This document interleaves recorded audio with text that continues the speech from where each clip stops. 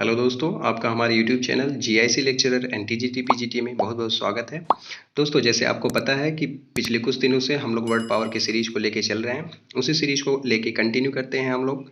और इसके पहले कि हम लोग सीरीज को कंटिन्यू किया जाए, हम आपको बताना चाहेंगे दोस्तों, ये जो सारे वर्ड्स का कलेक्शन है, ये कहीं ना कहीं पिछले ईयर्स के पेपर्स जैसे GIC lecturer, TGT PGT, DSSS, KVS, UP TET, C TET, CPOSI, SSC CGL में पूछे गए हैं।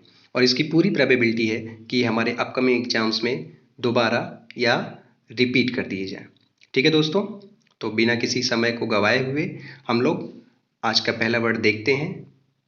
आज का पहला वर्ड है एनार्की, जिसकी हिंदी मीनिंग होती है अराजकता। इसके सिनोनिम्स क्या हैं दोस्तों? एब्सेंस ऑफ गवर्नमेंट, लॉलेसनेस या फिर डिसऑर्डर। इसको यूज करके देखते हैं सेंटेंस में दोस्तों। The country fail into a state of anarchy. जो स्टेट था, देश था दोस्तों, वो उसकी जो स्थिति थी वो पूरी तरीके से अराजकता से परिपूर्ण हो गई थी। कानून नाम की कोई चीज नहीं थी। ठीक है दोस्तों, चलिए आज का दूसरा वर्ड देखते हैं। यह है एनेक्डोट। एनेक्डोट की हिंदी मीनिंग क्या है दोस्तों? लघु कथा। सिनोनिम्स देख लेते हैं इसका। शॉर्ट अकाउंट ऑफ ह्यूमरस और रिवीलिंग इंसिडेंट, यानी कि एक ऐसी कथा जिसमें आपको एक मोरल प्राप्त हो, एक नैतिक मूल्य जो है आपको उससे प्राप्त हो। ठीक है दोस्तों, इसको सेंटेंस में यूज करके देखते हैं। This book is a rich store of anecdote, यानी ये जो किताब है ये कई सारे लघु कथाओं से भरी पड़ी है। ठीक है दोस्तों, let's see the next word anguish. इसकी हिंदी मीनिंग होती है मानसिक पीड़ा।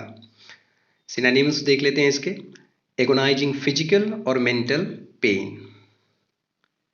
Let's use it in a sentence. His eyes reflected his anguish. उसकी आंखों से ही हमको पता चल जा रहा था कि वो मानसिक पीड़ा से गुजर रहा है, उसको अत्यधिक फिजिकल पेन है। ठीक है दोस्तों, अगला वर्ड है एनिमोसिटी, जिसकी हिंदी मीनिंग होती है कुभावना। सिनोनिम्स देख लेते हैं इसके। रिजेंटमेंट, हॉस्टिलिटी या फिर ill will. Let's use it in a sentence. He felt no animosity towards his critics, यानी उसका अपने आलोचकों के प्रति कोई भी कुभावना नहीं थी। ठीक है दोस्तों, let's see the next word anomaly. इसकी हिंदी मीनिंग देख लेते हैं। अनियमितता, एन एबेरेशन, एन इरेगुलरिटी और अ डेविएशन, भटकाव, है ना दोस्तों। A snowy winter day is not an anomaly, यानी कि अगर विंटर के समय में बर्फबारी होती है दोस्तों, तो ये कोई अनियमितता नहीं है, ये सामान्य बात है, ऐसा जनरली होता है। But a snowy July day is, लेकिन दोस्तों अगर जुलाई के समय में, जुलाई के मौसम में बर्फबारी होने लगे तो ये क्या है? ये अनियमितता है, इरेगुलरिटी है, डेविएशन है, भटकाव है दोस्तों। ठीक है, let's see the next word. आज का अगला वर्ड है antecedent.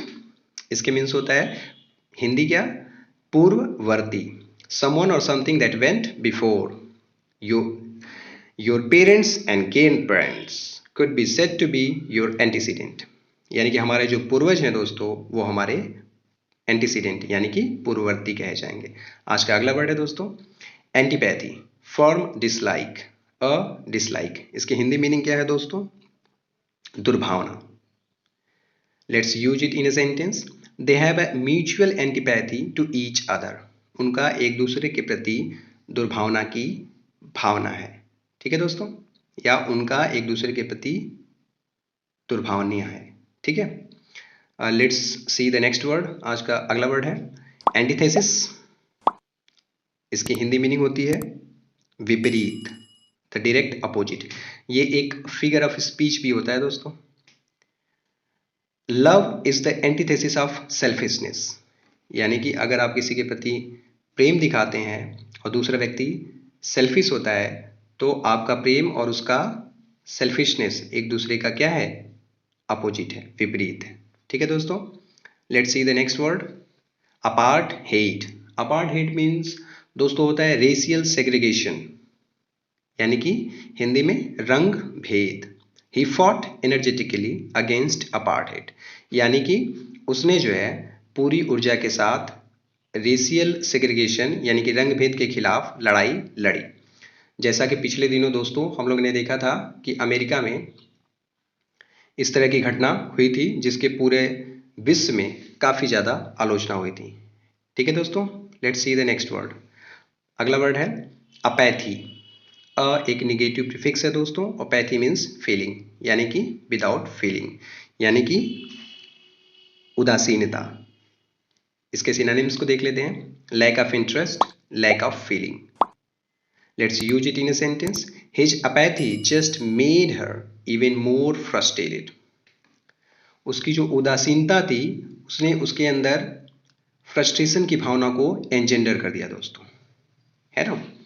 Let's see the next word. आज का अगला वर्ड है एफोरिज्म। एफोरिज्म मीन्स हिंदी होता है दोस्तों कहावत। इसके सिनोनिम्स को देख लेते हैं। A brief of an witty saying, या फिर प्रोवर्ब भी कह सकते हैं आप। Let's use it in a sentence. Perhaps the same aphorism could be said of our body. यानी कि जो एफोरिज्म है वो हमारे बॉडी पे भी एप्लीकेबल है, यानी ये जो कहावत है वो हमसे भी जुड़ी हुई है। ठीक है दोस्तों, अगले शब्द की तरफ चलते हैं। आज का अगला शब्द और यही आज का अंतिम शब्द भी है दोस्तों, तो इसको अच्छे से समझते हैं। एपोकैलिप्स, यानी कि संपूर्ण विनाश। सिनोनिम्स क्या है इसके दोस्त? A prophetic revelation, especially one concerning the end of the world, यानी कि एक प्रोफेटिक रिवेलेशन हो जिसमें हम ऐसा इमेजिन करें या ऐसा हमको शो किया जाए कि जो ये संसार है ये समाप्ति की तरफ, विनाश की तरफ अग्रसर है, लीड कर रहा है। ठीक है दोस्तों, let's use it in a sentence. Several leading scientists are predicting an environmental apocalypse. कई सारे जो मुख्य वैज्ञानिक हैं वो हमको इस तरीके का इशारा कर रहे हैं या फोरकास्ट कर रहे हैं कि आने वाले समय में हम लोगों को पर्यावरण के द्वारा, चूंकि हम लोग इसको माल ट्रीट करते हैं, तो हमारा विनाश सुनिश्चित है या निश्चित है। ठीक है दोस्तों, तो आज के लिए बस इतना ही। मिलते हैं अगले वीडियो में। Thank you.